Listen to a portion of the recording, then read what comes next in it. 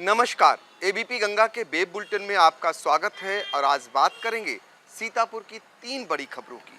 तो शुरुआत करते हैं सबसे बड़ी खबर की। सबसे बड़ी खबर बिजली अधिकारियों और कर्मचारियों के 72 घंटे के लिए हड़ताल पर चले जाने से जुड़ी हुई है। अभी कुछ ही घंटे बीते हैं, लेकिन सीतापुर में हड़ताल का बड़ा असर दिखाई दे रहा है। जहां नगर क्षेत्र में 30% आबादी प्रभावित हुई है, या यूं कहें करीब 13 मोहल्लों की बिजली गुल है, वहीं ग्रामीण इलाकों में और भी बुरा हाल हो चुका है। ग्रामीण क्षेत्रों से बिजली गुल होने की शिकायतें लगातार बढ़ रही हैं। आपको बता दें कि सीतापुर में 51 विद्युत के सब स्टेशन हैं, जिनमें से 24 फीडर यानी 24 जगह बिजली गुल हो चुकी है। इस तरीके से शिकायतें लगातार बढ़ती जा रही हैं, बिजली गुल लगातार होती जा रही है, जिसके चलते शहरी इलाके में जहां पानी की भी समस्या यानी पेयजल की भी समस्या खड़ी होने लगी है, वहीं ग्रामीण इलाकों में लंबे समय से बिजली गुल होने से बिजली संकट गहराने लगा है। दूसरी तरफ हड़ताल पर बैठे बिजली विभाग के अधिकारी और कर्मचारी फिलहाल हटने का नाम नहीं ले रहे हैं, तो दूसरी तरफ सरकार भी काफ़ी सख्त दिखाई दे रही है। गड़बड़ी करने वालों के खिलाफ जहां एस्मा और रासुका जैसी कार्रवाई की बात कह रही है, वहीं वैकल्पिक व्यवस्था भी विद्युत सब स्टेशनों पर लगा दी गई है। सीतापुर जिला अधिकारी अनुज सिंह ने मजिस्ट्रेट और अन्य विभागों के अधिकारियों के साथ ही पुलिस बल को भी सब स्टेशनों पर तैनात कर दिया है, लेकिन संविदा कर्मी भी इस बार हड़ताल में हैं।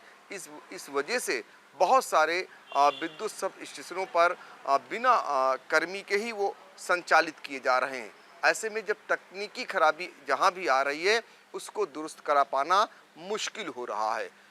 अब तो लोग ये कहने लगे हैं, अभी तो गुरुवार की रात 10 बजे से विद्युत के कर्मी हड़ताल पर गए हैं और बिजली संकट इस तरीके से गहराया है, और अगर 72 घंटे का इनका हड़ताल ऐसी ही चलती रही तो ये संकट और भी गहरा सकता है।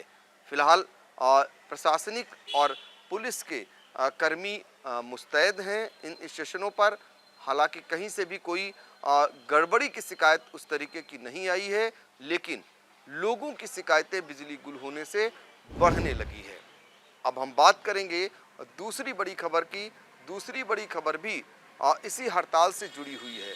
आपको बता दें कि हड़ताल को देखते हुए सीतापुर के प्रशासन ने कलेक्ट्रेट में कंट्रोल रूम की स्थापना की है। इससे पहले जिला अधिकारी के कार्यालय में बाढ़ एवं राहत के लिए कंट्रोल रूम स्थापित होता था, या फिर जो है कोविड काल के समय कंट्रोल रूम स्थापित होता था, अथवा निर्वाचन के समय किसी चुनाव के समय कंट्रोल रूम देखा जाता था। लेकिन बिजली कर्मियों की हड़ताल को देखते हुए कलेक्ट्रेट परिसर में एक कंट्रोल रूम स्थापित किया गया है, जहां पर 24 घंटे के लिए जो है कर्मियों को लगाया गया है। सबसे खास बात यह है कि कंट्रोल रूम की घंटी जो बजनी शुरू हुई है, वो रुकने का नाम नहीं ले रही है। ग्रामीण इलाके हों या शहर के इलाके हों, वहां से लगातार शिकायतें आ रही हैं कि उनके इलाके की बिजली कई घंटों से गुल है, उसको दुरुस्त कराया जाए।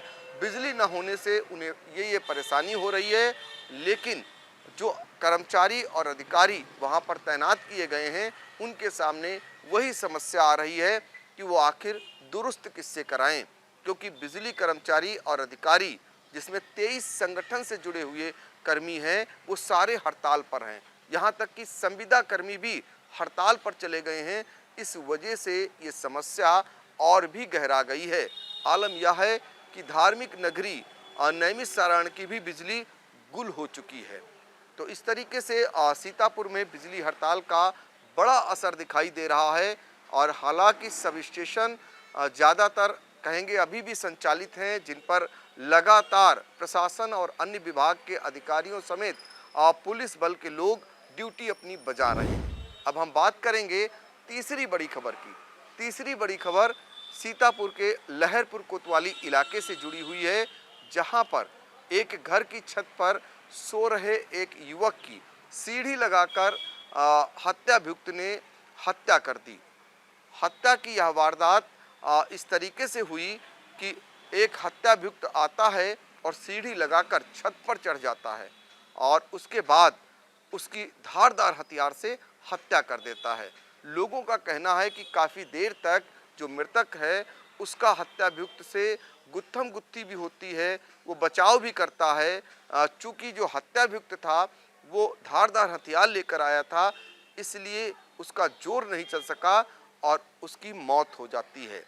सबसे बड़ा सवाल ये है कि जिसकी मौत हुई है उसके बगल में ही उसकी पत्नी सोई हुई थी। जब हत्या हो जाती है तब उसकी पत्नी को खबर लगती है। फिलहाल अभी तक हत्या क्यों हुई न परिजन बता पा रहे हैं और न ही पुलिस की तफ्तीश में कुछ निकल कर आया है। घटना की जानकारी पाकर पुलिस अधीक्षक घुले सुशील चंद्र भान मौके पर पहुंचे और फॉरेंसिक टीम भी जांच पड़ताल की, लेकिन कोई क्लू हाथ नहीं लग सका है। फिलहाल पुलिस जांच में जुटी हुई है। कई पहलुओं पर पुलिस जांच कर रही है।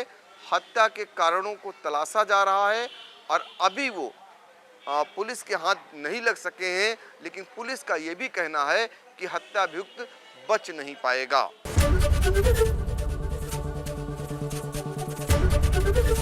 एबीपी गंगा, खबर आपकी, जुबान आपकी।